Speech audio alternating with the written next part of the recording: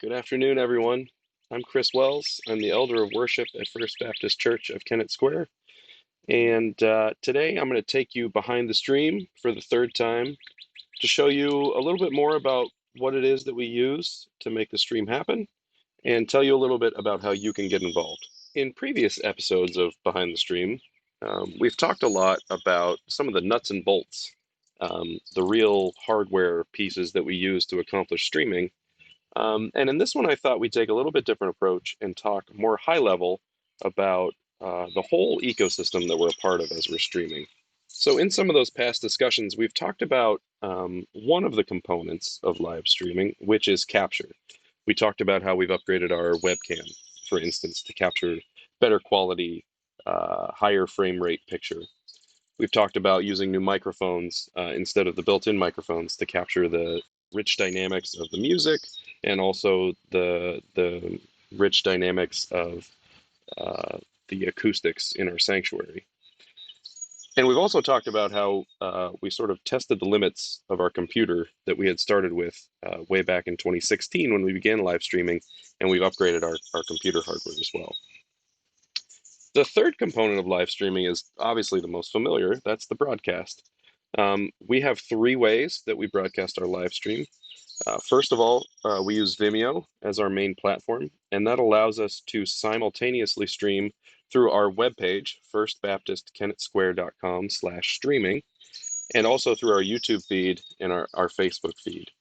Um, and we get roughly an even breakdown across these platforms. YouTube, some people started watching way back in 2016, and we've successively grown our list of subscribers. So a lot of people get alerted through that subscription when we do a live.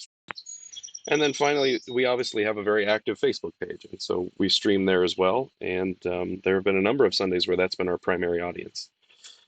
The middle aspect of streaming that I want to talk about today is encoding. That's the process of taking all of that raw stuff, the stuff on the screen for lyrics, the camera, the microphone, all of that, and turning it into ones and zeros that the computer can stream out to the world.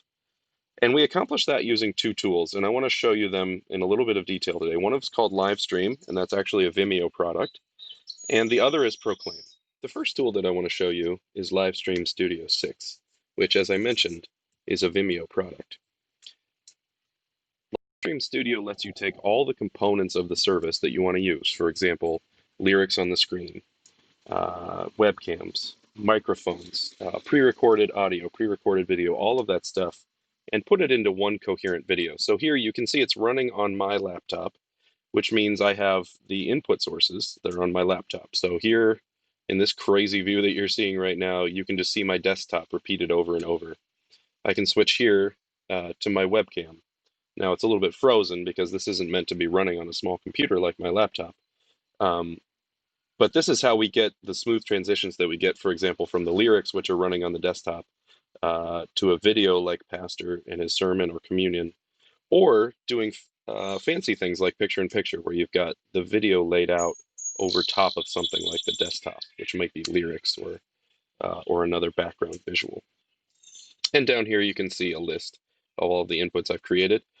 I tell you, as powerful as this is, as nice as it's able to make things, we're not even using a third of all the features here. So it's pretty exciting stuff.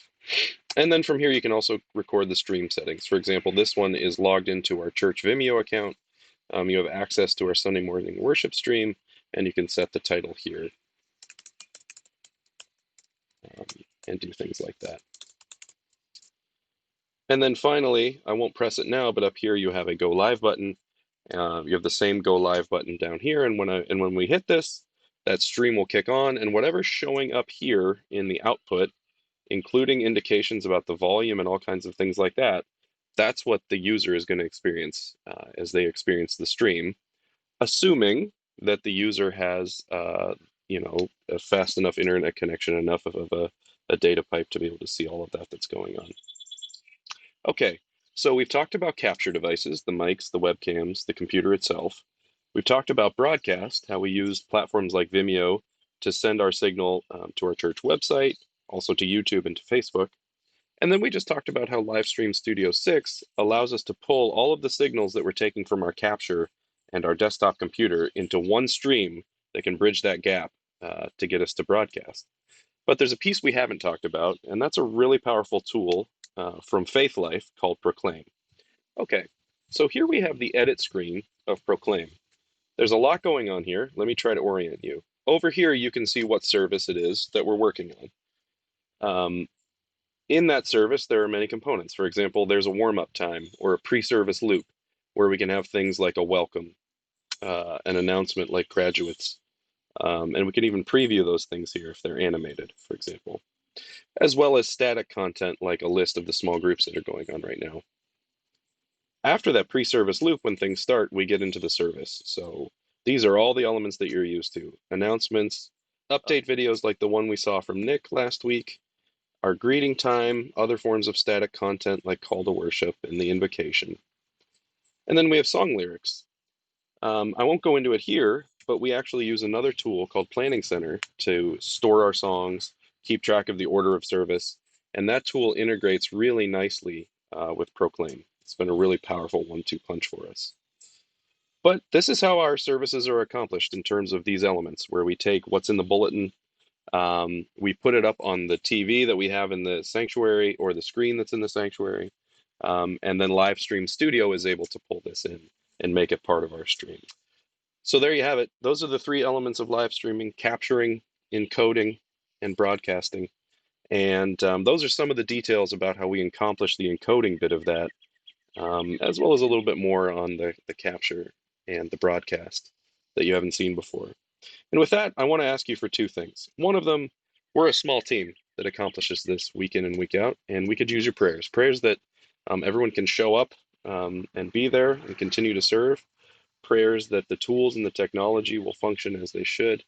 And also prayers that this message would continue to grow in its audience and that people's lives would be touched by what God is doing here in Kennett Square.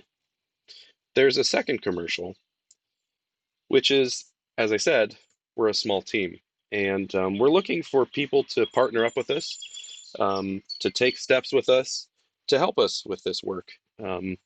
It seems like a lot when you go from top to bottom and you talk about all of the technologies that we're using. It is quite a bit, but it all works rather harmoniously together.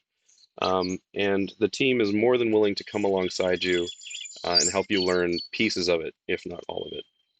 So there you have it. That's Behind the Stream 3, and I'm looking forward to worshiping with you again on Sunday.